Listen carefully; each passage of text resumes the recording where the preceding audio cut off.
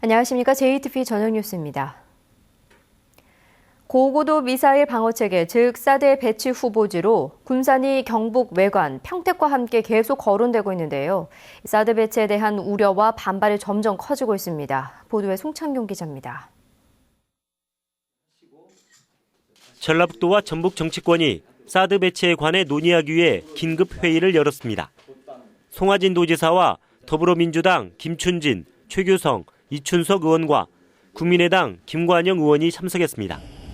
이들은 사드가 군산 미 공군기지에 배치되면 전자파 등 직접적인 피해는 물론이고 새만금 사업에 차질이 빚어진다며 우려의 뜻을 나타냈습니다. 수조 원이 투자된 새만금의 동북아 경제 거점으로서의 중요성과 도민들의 실망감 등을 고려하지 않았고, 또한 군사적 측면에서도 적합하지 않다는 점에 대해서 상황인식을 같이 했습니다.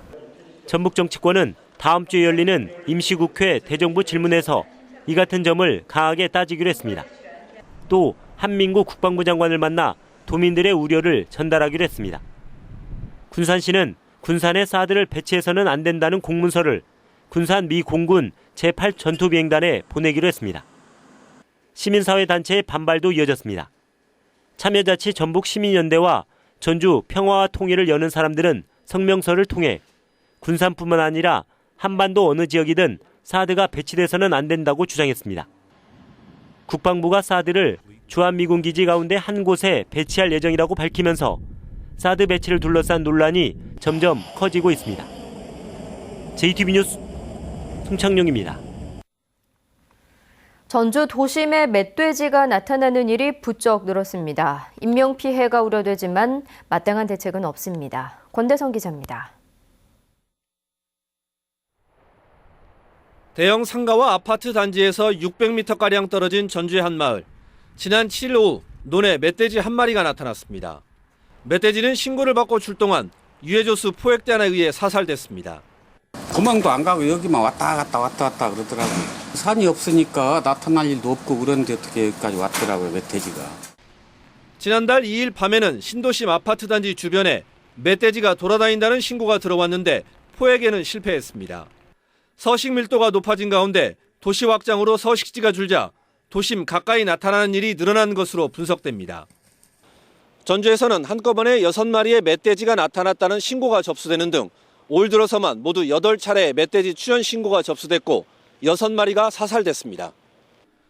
지난해 20마리 등 지난 2012년부터 전주에서 사살 포획된 멧돼지는 140마리에 이릅니다. 문제는 신고가 들어오면 잡는 것 말고는 도심까지 나타나는 걸 막을 대책이 없다는 점입니다. 환경부가 올해부터 개체수 조절 등 종합 대책을 세우기로 했지만 서울에 집중되고 있습니다. 시내에 진입 않게끔 멧돼지 서식처에다가 먹이를 제공하는 방안을 좀 강구를 하고 있습니다. 멧돼지가 도심에 나타나는 사례가 늘면서 시민 행동 요령을 적극적으로 홍보하는 일도 필요하다는 지적입니다. JTBC 뉴스 권대성입니다. 미리 공부를 하는 선행학습은 중고등학생들만의 이야기가 아닙니다. 예비대학생들이 입학을 앞두고 부족한 대학 공부를 미리 하며 자신의 미래를 설계하고 있습니다. 조창현 기자입니다. 방학을 맞아 텅 비어 있어야 할 대학 강의실이 학생들로 가득합니다. 오는 3월 입학을 앞둔 예비 대학생들로 대학이 마련한 무료 특강을 듣고 있습니다. 예비 대학 과정은 입학 후 전공 이수에 필요한 기초 영어와 수학, 화학 등 5개 과목이 개설됐습니다. 질량을 한산인자를 이용해서 몰로 바꾼 다음에 그 몰비를 이용해서 다시 질량으로 변환시키는 거예요. 과목마다 전공 교수들이 가르치기 때문에 수업의 질이 매우 높습니다. 아침부터 하루 7시간 넘게 진행되지만 학생들의 열의는 대단합니다. 수업에서는 좀 더 깊이 있는 수업을 듣고 있는 것 같고, 그리고 이제 개강 후에 저에게 많은 도움이 될 것 같고, 또 이제 지금 방학이지만 이러한 시간들이 저의 미래에 대한 투자라고 봅니다. 전북대 예비대학과정은 1월에는 학생부 종합전형 합격자, 2월에는 수시와 정시 합격자들이 참여합니다.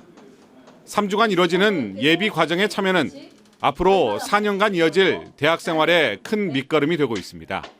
기초 지식을 조금 더 배우고 갔기 때문에 수업을 들을 때 어려움이 좀 덜 하게 돼요. 그래서 학생들이 이렇게 미리 받은 학생들은요, 학업 속취도가 나중에 보면 훨씬 뛰어나게 나타납니다. 바늘구멍 취업난 속에 알찬 미래를 설계하는 예비 대학생들이 바쁜 캠퍼스 생활을 일찌감치 시작했습니다. JTB 뉴스 조창현입니다.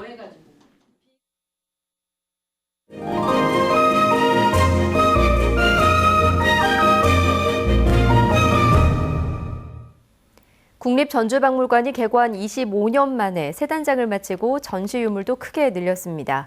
어른이 읽는 동화, 어린 왕자를 소재로 한 연극과 원숭이 그림전 소식도 준비했습니다. 하원우 기자입니다. 마한 백제 시대의 금동 신발입니다. 거북 등껍질 모양으로 구획을 나누고 사람의 얼굴과 용, 새 등의 문양을 정교하게 새겨놨습니다. 지난 2009년 고창 봉덕리 고분에서 발굴된 후 일반에 공개된 것은 이번이 처음입니다. 익산 쌍릉에서 발견된 여성의 치아와 목관 장식물, 국내 최대 청동기 출토지인 전북 혁신도시의 청동거울도 새로 선보이는 유물입니다.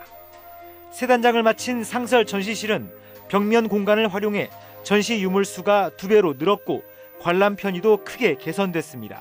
익산 쌍릉 유물들도 중요 유물들을 다 전시를 하게 됐고요. 그다음에 이제 전주에서 저희가 꼭 소중하게 여겨야 될 유물들이 후백제 관련 유물들인데요. 그 유물들도 집중적으로 전시를 했습니다. 새해를 상징하는 원숭이가 지난해를 상징했던 양과 인사합니다. 미켈란젤로의 그림 아담의 창조를 패러디했습니다. 작가 김환은 양은 냄비를 통해 평범한 소시민의 새해 소망을 재치 있게 표현했습니다. 매달 한 편씩 새로운 작품을 선보여온 한옥마을 아트홀이 어른들을 위한 동화 어린 왕자를 무대에 올립니다.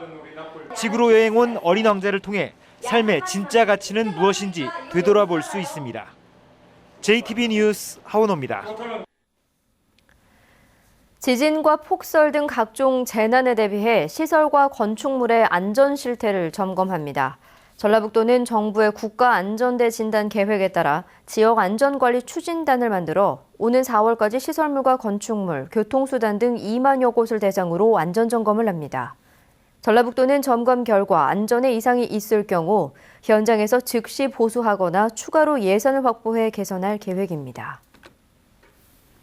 전북에는 어제부터 최고 20mm 안팎의 비가 내렸습니다. 이번 비는 내일까지 10에서 40mm가량 더 내리겠고 일요일인 모레 새벽에 점차 그치겠습니다. 주말인 내일은 흐리고 비가 내리겠습니다. 아침 최저기온은 9도에서 13도, 낮 최고기온은 16도에서 17도의 분포로 오늘보다 조금 높겠습니다. 내일 바다의 물결은 앞바다 1에서 2.5m, 먼바다는 1.5에서 4m로 높게 일겠고 바람도 매우 강하게 불겠습니다. 전주기상지청은 모레 비가 그친 뒤에는 기온이 큰 폭으로 떨어져 반짝 추위가 찾아오겠고 월요일에는 눈이 내릴 것으로 내다봤습니다. 이상으로 JTB 저녁 뉴스를 마칩니다. 고맙습니다.